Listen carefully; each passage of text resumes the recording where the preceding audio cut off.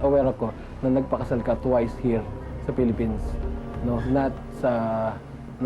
kasi I was married sa California.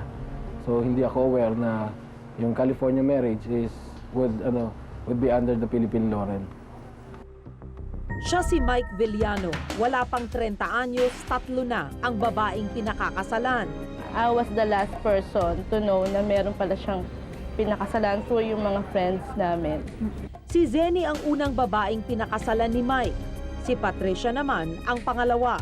So wala nang calls, wala nang lahat until na-recover yung sasakyan sa Luisita compound ng Tuesday after that Sunday na.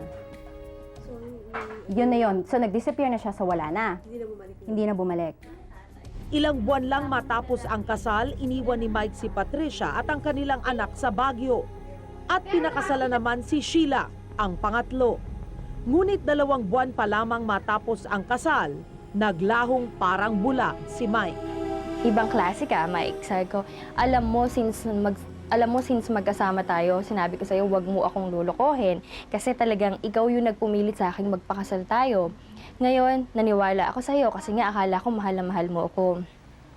Huwag kang magpapakita sa akin kasi baka kung anong mangyari. You were saying na you were the victim, no? Pero please, you know it. You know it. You know the real thing that happened. Ang nangyari sa 3 ay pare-pareho. Pinakasalan, inanakan at iniwan. At lahat ay may iisang reklamo. Nawalan ng pera at kagamitan. To tell you honestly, I have kasalanan with the 2 girls na claiming. I don't know if they know it for a fact kung kasalanan ko o kasalanan. Or both of us have the consent kung kasalanan man. Nakakagulat man ang kwento ni Mike Villano, nakakalungkot malamang siya lamang ay iisa sa napakaraming kalalakihan na tila ginawang mapait na biro ang pagpapakasal.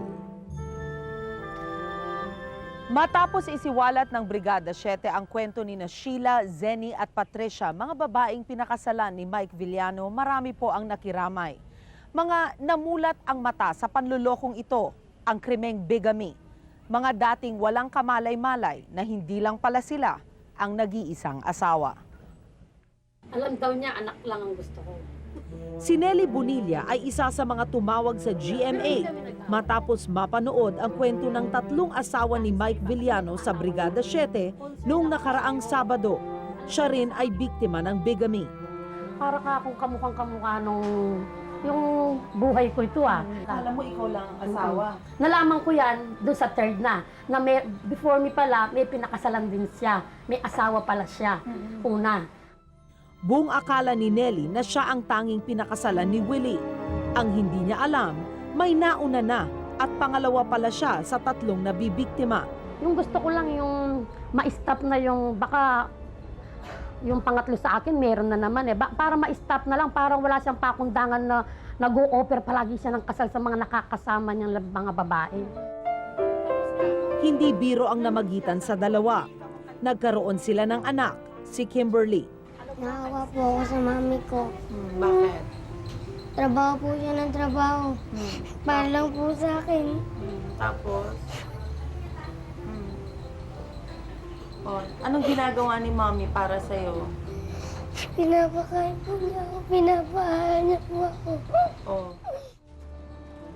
35 taong gulang na si Nelly nang siya'y pakasalan ni Willie. Dahil sa hindi niya inakalang siya'y makakapag-asawa pa. Siyempre, bongga ang kasal niya. Katunayan, 3 pari pa ang nagkasal sa kanila.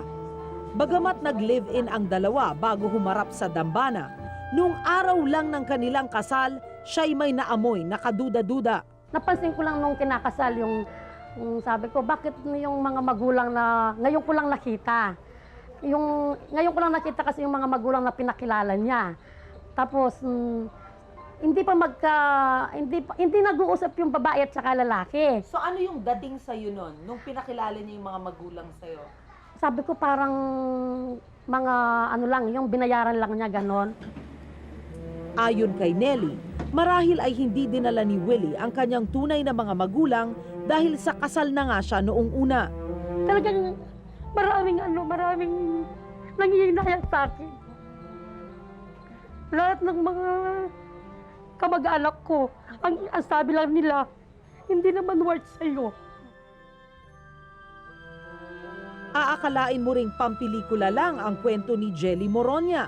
Wala rin siyang kamuwang-muwang na siya pala ang pang-apat na pinakasalan ng kanyang asawa, si Ernesto. Sa ngayon, 6 na umano ang napapakasalan ng kanyang asawa.